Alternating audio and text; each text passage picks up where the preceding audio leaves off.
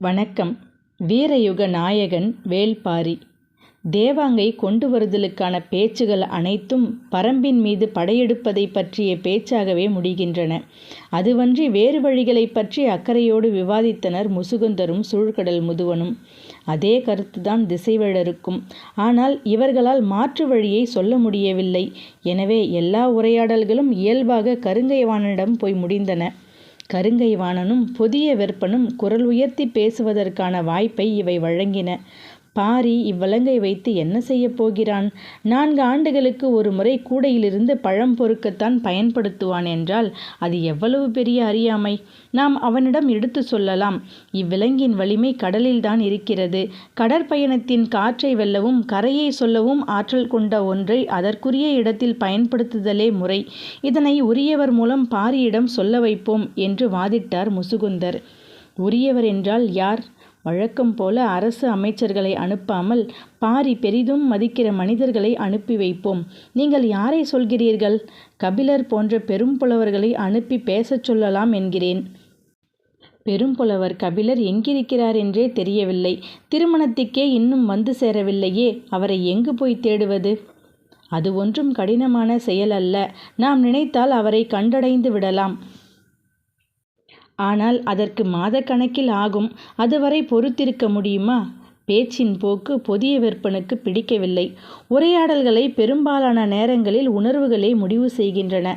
புதிய வெற்பன் உணர்வின் கொந்தளிப்பில் இருந்தான். பொதுவாக திருமண காலங்களில் போர் தொடுத்தல் விரும்பத்தக்கதல்ல. ஆனால் இப்பொழுது உள்ள சூழல் இத்திருமணமே போரின் வாசலை வேகமாக திறந்து விடுவதாக இருக்கிறது. பேரரசர் குலசேகர பாண்டியனின் ஆற்றலே தன்னை சுற்றியுள்ளவர்கள் எவ்வளவு வலியுறுத்தி சொன்னாலும் அதன் உள்ளுண்மையை மட்டுமே கண்டுணரும் அறிவுதான். அதனால் புதிய வெற்பன் எவ்வளவு குரல் கொடுத்தும் அவர் ஏற்றுக்கொள்வதற்கான செய்திகள் கிடைக்காமலே இருந்தன. புதிய வெற்பன் சொன்னான், படைகளை பெருக்குதல், பிற வேந்தர்களை திரை செலுத்தச் செய்தல், பகைவரை அழித்தல், நிலப்பகுதியை மென்மேலும் அதிகப்படுத்துதல், குடிகளை நன்கு காத்தல், இவைகளே அரச நெறி. அந்நெறியை நிலைநாட்டியே நமது முன்னோர்கள் இப்பேரரசை கட்டி எழுப்பினர். நாம் அவ்வழி செல்லுதலே முறை. புதிய வெற்பன் ஒரு வகையில் பேரரசரை சீண்டும் வேலையை தொடங்குகிறான் என தலைமை அமைச்சருக்கு புரிந்தது. ஆனால் பேரரசர் எடுக்க வேண்டிய முடிவில் தெளிவாக இருப்பார் என்று யாவருக்கும் தெரியும். அவர் உரையாடலின் தன்மையை கூர்ந்து கவனித்தபடி இருந்தார். திருமண விழா கொண்டாட்டம் பெருகியபடி இருந்தது. மணவிழாவின் மிக முக்கிய நிகழ்வான மலரணிதல் சடங்கு இன்னும் சில நாட்களில் நடக்க இருக்கிறது. நமது மனநிலையை வேறொன்று ஆட்சி செய்கிறது. இது ஒரு அரிய வாய்ப்பு. கடல் வணிகத்தில் பிற பேரரசுகளை வெல்லுவது மட்டுமல்ல, யவனர்களையே நம்மை கண்டு மிரளச் செய்யலாம். கிழக்கு கடலையும் மேற்கு கடலையும் நமது கப்பல்கள் ஆளும். அது நமது அரசியல் வலிமையை மேலும் பல மடங்கு அதிகப்படுத்தும். இதனை பிறர் அறியாமல் செய்யும் முறையே சிறந்தது. போர் தொடுத்தல் இக்காரணத்தை வெளிப்படுத்தும். அதன் இறுதி அழிவில் இவ்விலங்கினங்களே கூட அழிந்துவிடும் ஆபத்து உண்டு. எனவே சற்று பொறுமையாக சிந்தித்து முடிவு செய்ய வேண்டும் என்று நினைத்தார். வெங்கல் நாட்டு சிறுகுடி மன்னன் மயூர் கிழார் வரும் வரை முடிவெடுப்பதை தள்ளி போட்டார். 6 நாட்களுக்கு பின் மயூர் கிழார் வந்து சேர்ந்தார். கையில் காராலி செய்த காமன் விளக்கோடு வந்தார். பேரரசை பார்த்ததும் அதனை அவரிடம் கொடுத்து அதன் சிறப்பை சொல்ல வேண்டுமென்று விரும்பினார். மலரணியும் நிகழ்வுக்கு புறப்பட தயாராயிருந்த பேரரசருக்கு மயூர் கிழார் வந்துள்ள செய்தி சொல்லப்பட்டது. உடனே சந்திக்க ஏற்பாடானது. அவர் அளித்த காமன் விளக்கை பெற்றுக்கொண்டார். அதன் சிறப்பை விளக்கி சொல்வதற்கான சூழல் வாய்க்கவில்லை. பாண்டரங்கத்தில் வைக்கவே தனிகவனம் செலுத்தி செய்தது என்று மட்டுமே சொல்ல முடிந்தது. கருங்கைவாணன் நேரடியாக பேச்சை தொடங்கினான். பரம்பின் மீது போர் தொடுப்பது பற்றிய வினாக்கள் அவரின் முன்வைக்கப்பட்டன. முற்றிலும் எதிர்பாராத கேள்வியை எதிர்கொண்டு திகைத்து போனார். மணவிழாவுக்கு தான் முன்கூட்டியே அழைக்கப்பட்டுள்ளோம் என நினைத்து பெருமகிழ்வோடு வந்த இவருக்கு இக்கேள்வி பெருங்கலக்கத்தை உருவாக்கியது. பாண்டிய நாட்டின் கடைசி எல்லை வெங்கல் நாடு. அதனை அடுத்து பச்சை மலைத்தொடர் தொடங்குகிறது. எனவே இப்போரில் வெங்கல் நாடு சிறப்பு பங்காற்ற வேண்டியிருக்கும். ஆனால் இவ்வளவு அவசரமாக திருமண காலத்தில் போர் புரிதல் பற்றி பேச வேண்டிய தேவை என்னவென்பது அவருக்கு விளங்கவில்லை. அவர் அதிர்ச்சி அடைவார் என்பது எதிர்பார்த்த ஒன்றுதான். எனவே மற்றவர்கள் அவரின் அதிர்ச்சியை பெரிதாக பொருட்படுத்தவில்லை. பேரரசரின் முன் நடக்கும் கலந்துரையாடல்களில் வினா எழுப்புவதற்கான இடமில்லை. தன்னை நோக்கி எழுப்பப்படும் வினாவிற்கான விடையை பணிவோடு முன்வைக்க மட்டுமே அனுமதியுண்டு. மயூர் கிழாருக்கு சூழல் பிடிபடவே நேரமானது. போரின் தேவை பற்றி தெரிந்து கொள்வது நமது வேலையல்ல. போரின் தன்மை பற்றி தனது அறிவுக்கு பட்டதை சொல்லிவிடுவோம் என்ற முடிவுக்கு வந்தார். தளபதி கருங்கைவாணன் கேட்டான். பரம்பு நாட்டில் மொத்தம் எத்தனை ஊர்கள் உள்ளன? 400க்கும் மேல் இருக்கும் என்று நினைக்கிறேன். மலையில் அமைந்துள்ள ஊரின் பரப்பும் மக்களின் எண்ணிக்கையும் மிக குறுகிய அளவுதானே இருக்கும்? ஆம் என்றார் மயூர் கிழார். ஆண், பெண், குழந்தைகள் என எல்லாம் சேர்த்து பரம்பு நாட்டில் எவ்வளவு பேர் இருப்பார்கள்? இவ்வினாவிற்கு எப்படி விடை சொல்ல முடியும்? பரம்பு நாட்டின் ஓர் ஊரை கூட நான் கண்களால் பார்த்ததில்லை. ஒரு சில மனிதர்களை மட்டுமே பார்த்துள்ளேன். பின் எப்படி இதற்கு விடை சொல்வது என்று தயங்கிக் கொண்டிருக்கையில் கருங்கைவாணன் சொன்னான். பாண்டிய பேரரசின் நிலைப்படையின் எண்ணிக்கையில் பாதி கூட பரம்பு நாட்டு மக்களின் எண்ணிக்கை இருக்காது. தளபதி சொல்லும் கணக்கு சரியாக இருக்கவே வாய்ப்புள்ளது. ஏனென்றால் பாண்டிய நாட்டு நிலைப்படையின் வலிமை அப்படி. இந்த கணக்கு சொல்லப்படுவதற்கான காரணம் எல்லோரும் அறிந்ததே. ஆனால் போர் என்பது எண்ணிக்கையால் மட்டுமே தீர்மானிக்கப்படுவதில்லை. அதை பேரரசர் அறிவார். எனவேதான் தளபதியின் சொல்லை விட மயூர் கிழாரின் சொல்லை அவர் மிக கூர்மையாக கவனித்து வந்தார். மிக உறுதியாக முன்வைக்கப்படும் தளபதியின் வார்த்தையை எதிர்கொள்ள முடியாமல் அமைதி காத்தது அவை. தலைமை அமைச்சர் முசுகுந்தர் என்ன சொல்லப் போகிறார் என்று மற்றவர்கள் எதிர்பார்த்திருந்தனர். இதற்கு மேல் போரற்ற ஒரு பேச்சுக்கான இடம் அங்கு இல்லை என்பது அனைவரும் அறிந்ததனால் அமைதி நீடிக்கவே செய்தது. தளபதியிடம் இருந்த உறுதியும் நம்பிக்கையும் பொதியவர்ப்பனின் முகத்தில் மகிழ்வாய் எதிரொலித்தது. மற்றவர்களும் அதனை கவனித்தபடி இருந்தனர். இந்நிலையில் நீ சொல்ல வருவதென்ன என்று மயூர் கிழாரை பார்த்து பேரரசர் கேட்டார். மயூர் கிழாரின் முகக்குறிப்பறிந்து பேரரசர் கேட்கிறார் என்றுதான் எல்லோரும் நினைத்தார்கள். ஆனால் தலை தாழ்த்தி நின்று கொண்டிருந்த மயூர் கிழாருக்கு என்ன சொல்வதென்று புரியவில்லை. ஆனால் தான் எதையோ சொல்ல வேண்டும் என்று பேரரசர் விரும்புகிறார் என்பது மட்டும் புரிந்தது. சின்ன செருமலோடு பேசத் தொடங்கினார் மயூர் கிழார். நான் நேற்று வந்ததிலிருந்து பலவற்றையும் தெரிந்து கொண்டேன். என் மகன் இளமருதன் சற்றே பதற்றத்தில் இருந்தான்.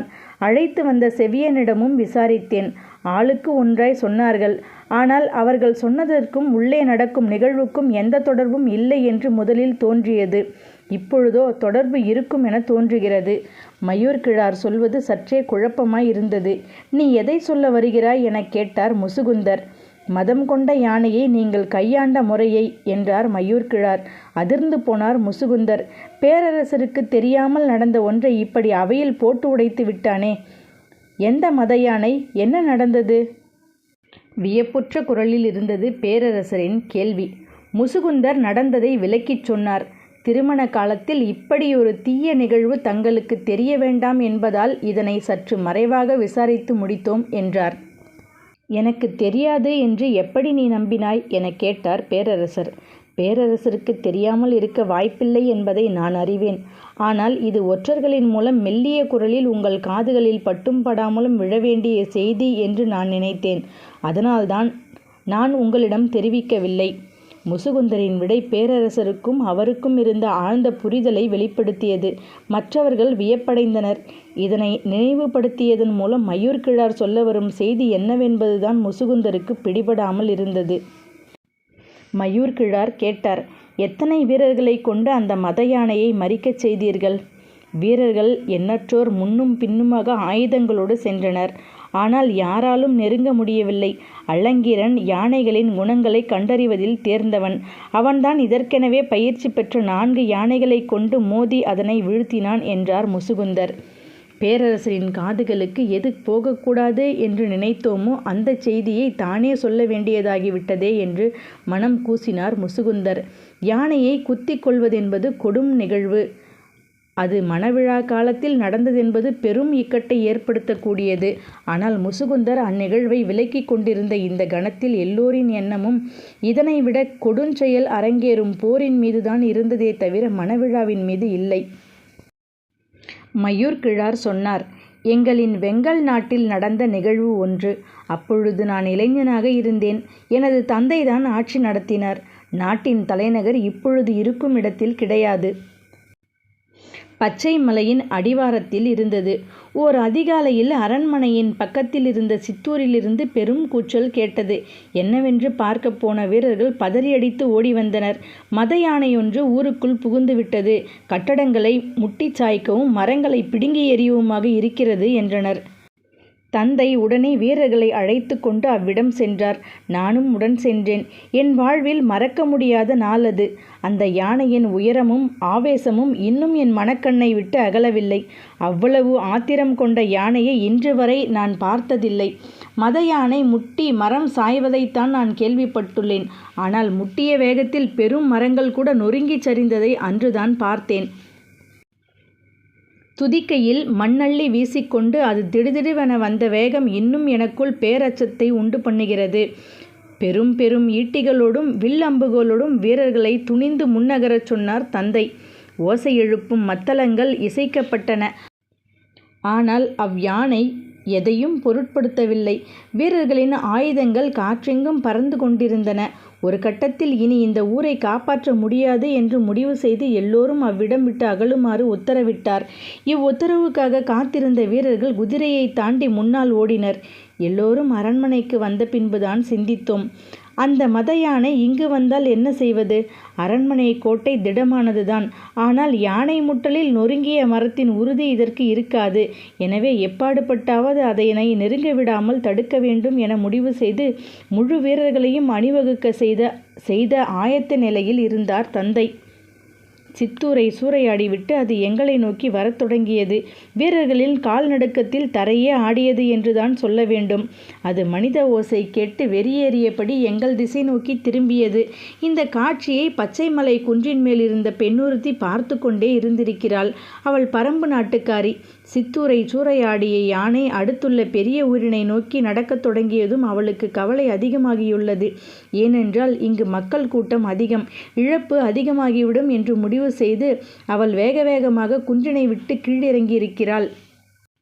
எங்களின் கண்களுக்கு எதிரே நிலம் நடுங்கி பிளிறியபடி யானை வந்து கொண்டிருந்தது. நாங்கள் உருவாக்கிய தடுப்புகள் காற்றில் பறந்து கொண்டிருந்தன. எத்தனை வீரர்கள் தூக்கி வீசப்பட்டார்கள் என்று தெரியவில்லை. ஆனால் அவையெல்லாம் அதனுடைய போக்கினை மறிக்க எந்த தடையையும் ஏற்படுத்தவில்லை. மத யானை ஓரிடத்திலிருந்து நகரும் போது 4 திசையிலும் சம அளவிலான அழிவினை ஏற்படுத்தியபடியே நகரக்கூடியது. வீடுகள் இடிந்து சரிந்து நொறுங்கி கொண்டிருந்தன. ஒரு கட்டத்திற்கு பின் நாய்கள் குறைப்புலியை முழுமுற்றாக நிறுத்தின. அதன் பின் எங்களின் அச்சம் பல மடங்கு அதிகமானது. நாங்கள் அரண்மனைக்குள் நுழைந்து கோட்டை கதவினை தாழிட்டோம். அதன் வேகத்துக்கு ஈடு கொடுக்கக்கூடிய வலிமை இங்குள்ள எந்த கட்டுமானத்துக்கும் இல்லை என்பதை எல்லோரும் உணர்ந்தோம். ஆனாலும் அரண்மனைக்குள் அண்டுவதை தவிர வேறு வழியில்லை.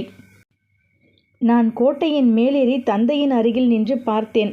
செம்மண் குழைத்து கட்டப்பட்ட கோட்டை சுவர் அதன் கண்களை உறுத்துவதாக இருந்திருக்க வேண்டும். அது வேகமாக கோட்டையை நோக்கி வந்து கொண்டிருந்தது. மேலிருந்து பார்த்து கொண்டிருந்தவர்களின் கூக்குரல் வானம் தொட்டது. அப்பொழுதுதான் இடப்புற மலையடிவாரத்திலிருந்து ஒரு பெண் கோட்டையை நோக்கி வருவதை பார்த்தேன். அவள் வேக வேகமாக வந்து கொண்டிருந்தாள். மத யானை ஒன்று எதிர் திசையில் வந்து கொண்டிருக்கிறது. அதனை அறியாது பெண் ஒருத்தி வந்து கொண்டிருக்கிறாளே என்று பதறினேன். அவளோ எதனையும் பொருட்படுத்தாமல் வந்து கொண்டிருந்தாள். தனது குழந்தையை பின்புறம் முதுகோடு சேர்த்து மேல் துணியால் கட்டியிருந்ததும் தெரிந்தது. நெருங்கி வர வர மத யானையின் பிளிரல் பேரச்சம் தருவதாக இருந்தது. நடக்கப் போகிறதோ என்ற அச்சத்தால் நாங்கள் உறைந்து போயிருந்தோம். ஆனால் எவ்வித அச்ச உணர்வுமின்றி அவள் எதிரில் நடந்து வந்து கொண்டிருந்தாள். முதுகுப்புறம் இருந்த குழந்தை அழுதிருக்க வேண்டும். முன்புறம் போட்டு மார்பில் பால் குடிப்பதற்கு ஏற்ப துணியை குழந்தையோடு இறுகி கட்டினாள். ஆனாலும் அவள் நடையின் வேகம் குறைந்த பாடில்லை. அவள் கையில் ஏதோ ஒரு செடி ஒன்றை வைத்திருப்பது மட்டும் தொலைவிலிருந்து பார்க்கும் பொழுது தெரிந்தது. அவள் அரண்மனை வாசல் நோக்கி உதவி கேட்டு வருகிறாள் என்றுதான் முதலில் நினைத்தேன். அவளோ இப்பக்கம் வராமல் மத யானை வந்து கொண்டிருக்கும் திசை நோக்கி போனாள். மேலே இருந்து பார்த்து கொண்டிருந்த எங்களால் அக்காட்சியை நம்பவே முடியவில்லை. என்ன ஆனது இந்த பெண்ணுக்கு? தன்னந்தனியாக மத யானையை நோக்கி போகிறாளே என்று அஞ்சினோம். பெரும் படையையே சிதறடித்து வெறிகொண்ட அந்த யானையை நோக்கி சிறிதும் அச்சமின்றி அவள் போய்க் கொண்டிருந்தாள். ஏதோ நடக்கப் போகிறது என்பது மட்டும் எங்களுக்கு தெரிந்தது.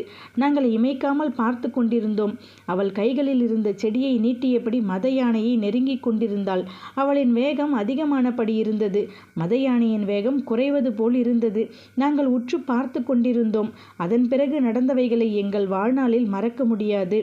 இத்தனை 100 வீரர்களை வீசி எறிந்து குத்தீட்டிகளையும் வேல்கம்புகளையும் சிதறடித்து எதிரில் பட்டதையெல்லாம் முட்டி தள்ளி மண்ணோடு மண்ணாக்கிய அந்த மத யானை மேய்ப்பனின் முன் பணியும் கிடையாடு போல அவளின் சொல் கேட்டு பணிந்தது. அந்த இலையின் வாசனையை நுகர நுகர அதன் மதம் ஒடுங்கி பின்னகரத் தொடங்கியது. அவள் தன்னந்தனியாக சிறு குச்சியை கொண்டு விரட்டுவதைப் போல யானையை விரட்டி கொண்டு மலையிலே ஏற்றிவிட்டாள். எங்களின் உயிரச்சம் களைய நீண்ட பொழுதானது. நாங்கள் கோட்டை கதவை திறந்து அவளை நோக்கி ஓடினோம். அவள் மலைக்குள் போவதற்குள் அவளை சென்றடைந்தோம். பால் குடித்து முடித்த குழந்தையை பின்தோளிலே போட்டாள். எனது தந்தை கண்ணீர் மல்க அவளை வணங்கினார். பல 100 பேரின் உயிர் காத்த தேவி நீ என்றார். அவள் மறுமொழி ஏதும் சொல்லவில்லை. அவள் கையில் இருந்த கரந்தை செடி என்பது மட்டும் தெரிந்தது. ஆனால் கரந்தையில் எண்ணற்ற வகையுண்டு. அது எந்த வகை கரந்தை என்பது இன்று வரை எனக்கு தெரியவில்லை. அந்த சூழலில் அவளிடம் அதனை கேட்கவும் முடியாது. கேட்டாலும் பரம்பின் மக்கள் பகிர்ந்து கொள்ள மாட்டார்கள் என்பது தெரியும். எங்களை காத்தருளிய அவளுக்கு ஏதாவது செய்ய வேண்டும் என்று தந்தை துடித்தார். அவள் எதனையும் ஏற்றுக்கொள்ளவில்லை. எங்களின் உயிரை காப்பாற்றிய அவளின் காலடியில் பணிந்து பரம்புக்கும் பரம்பின் மக்களுக்கும் எதிராக சிறு தீங்கும் நாங்கள் என்றும் செய்ய மாட்டோம் என்றார் தந்தை. மயூர்கிழார் சொன்ன கதையை அவை மிக கவனமாக கேட்டது. போருக்கான கருத்தை கேட்ட பேரரசரிடம் நான் கருத்தை மட்டும் வழங்க முடியும், போரிலே பங்கெடுக்க முடியாது என்று எவ்வளவு அழுத்தமாக சொல்ல முடிந்தது மயூர்கிழாரால். வயதும் பட்டறிவும் கொண்ட மூத்த மனிதர்கள் இக்கட்டான சூழலை எவ்வளவு நுட்பமாக கையாள்கிறார்கள் என்பதை எண்ணி மனதுக்குள் வியந்தார் முசுகுந்தர். அவையில் நீடித்த அமைதி கலைய நேரமானது. இவ்வமைதி அவ்வளவு நேரம் வாதிட்ட தளபதி கருங்கைவாணனின் கருத்துக்கு எதிரானதாக உருத்திரண்டிருந்தது. எனவே அதனை உடைக்க வேண்டிய பொறுப்பும் தளபதியையே சார்ந்தது. போரிலே பங்கெடுக்க மாட்டேன் என்பதை சொல்லத்தான் இங்கு வந்தீர்களா? கருங்கைவாணனின் வினாவிற்கு சற்றும் இடைவெளியின்றி மயூர்கிழார் விடை சொன்னார். இல்லை, அதற்கு இவ்வளவு விரிவான கதையை நான் சொல்ல வேண்டியதில்லை. என் தந்தை அளித்த வாக்குறுதியை மட்டும் சொன்னாலே போதுமே. வேறென்ன சொல்ல வந்தீர்கள்? நீங்கள் சொன்ன கணக்கு தவறானது என்று சொல்ல வந்தேன். தளபதிக்கு புரியவில்லை, மற்றவர்களுக்கும் புரியவில்லை. விளக்கமாக சொல்லுங்கள் என்றனர். ஒரு பேரரசுக்கு மதம் கொண்ட யானையை அடக்க பல 100 வீரர்களும் பயிற்சி கொண்ட 4 யானைகளும் காலமெல்லாம் யானைப்படையில் பணியாற்றிய கட்டுத்தறியின் பொறுப்பாளனும் தேவைப்பட்டுள்ளனர். ஆனால் பரம்பின் மக்களுக்கு அப்படியல்ல. ஒரு பெண்ணும் கையில் ஒரு செடியும் இருந்தால் போதுமானதாக இருக்கிறது. அவள் ஒருத்தி நீங்கள் சொன்ன இத்தனை 100 வீரர்களுக்கு சமம் என்றால் பரம்பில் இருக்கும் மக்களையும் செடிகொடிகளையும் கணக்கிட்டு நம் பேரரசில் இருக்கும் நிலைப்படை வீரர்களின் எண்ணிக்கையை சொல்லுங்கள் பார்ப்போம். மயூர்கிழார் எழுப்பிய வினாவை கேட்டு அவையின் நாவு துடிப்படங்கி ஒடுங்கியது. மற்ற நாடுகளின் ஆற்றல் அங்குள்ள வீரர்களை பொறுத்தது. ஆனால் பரம்பின் ஆற்றல் மனிதர்களை மட்டும் சார்ந்ததல்ல. எனவே வெறும் மனிதர்களை கொண்டு படை நடத்தி போனால் பரம்பு நாட்டின் சிறு குன்றினை கூட கடந்து உள்நுழைய முடியாது. மயூர்கிழாரின் குரல் கணீர் என்ற அரங்கு முழுவதும் ஒலித்தது. சிறு செடிக்கு ஒடுங்கிய மத யானையைப் போல அவரின் குரல் கேட்டு ஒடுங்கியது அவை. பரம்பின் மீது படை திரட்டி போர் புரிவதில் பேரரசரின் மனம் உடன்பாடு கொள்ளாமல் இருந்தது. போரில் ஒருமுறை தோல்வி ஏற்பட்டால் அது அரசின் அச்சாணியையே அசைத்து பார்க்கும் என்பதை குலசேகர பாண்டியன் நன்கு அறிவார். அதனால்தான் இவ்வுரையாடலை இவ்வளவு தொலைவு வளரவிட்டு அமைதி காத்தார். அவர் எண்ணிய கருத்தே அவையிலும் நிலைநிறுத்தப்பட்ட கணத்தில் சட்டென எழுந்தார். எல்லோரும் பதறி எழுந்தனர். மலரணியும் சடங்கிற்கு பொழுதாகிவிட்டது என்று சொல்லியபடி அவை நீங்கினார். புதிய வெப்பன் அவருக்கு முன்பே போய் சடங்கில் கலந்து கொள்ள வேண்டும். இவ்வுரையாடலை இந்த தன்மையினை விட்டுவிட்டு செல்ல மனமில்லை. ஆனால் வேறு வழியே இல்லை. மனமின்றி புறப்பட்டு போனான். பொற்சுவையும் அவ்வாறே அங்கு வந்து காத்திருந்தாள். சடங்கு முடிய இரவானது. பேரரசர் தனது பள்ளி அறைக்கு திரும்பும் பொழுது தளபதி உடனடியாக காண அனுமதி கேட்கிறார் என்று பணியாளன் தெரிவித்தான். வரச்சொல்லி அனுமதி கொடுத்தார் பேரரசர். நள்ளிரவு வரை அவர்கள் பேசினர். முற்றிலும் புதியதொரு திட்டத்தை தளபதி கருங்கைவாணன் கொண்டு வந்திருந்தார். அது பேரரசருக்கு நம்பிக்கை அளிப்பதாக இருந்தது. அது பற்றி மிக விரிவாக அவர் வினாக்களை எழுப்பினார். அத்திட்டத்தை முழுமையாக கருங்கைவாணன் விளக்கினான். இதுவரை ஏற்படாத நம்பிக்கை இப்பொழுது ஏற்பட்டது. இன்றைய நாள் மிகச் சிறந்த நாள் என்று மனதில் எண்ணம் தோன்றிய கணத்தில் அத்திட்டங்களுக்கான அனுமதியை வழங்கினார் பேரரசர். தேவாங்கை கொண்டு வர வழியின்றி போய்விடுமோ என்ற தவிப்பு நீங்கிய மகிழ்வோடு தனது பள்ளி அறைக்குள் நுழைந்தார் பேரரசர். அதனைவிட பல மடங்கு மகிழ்வோடு புறப்பட்டு போனான் கருங்கைவாணன். நன்றி.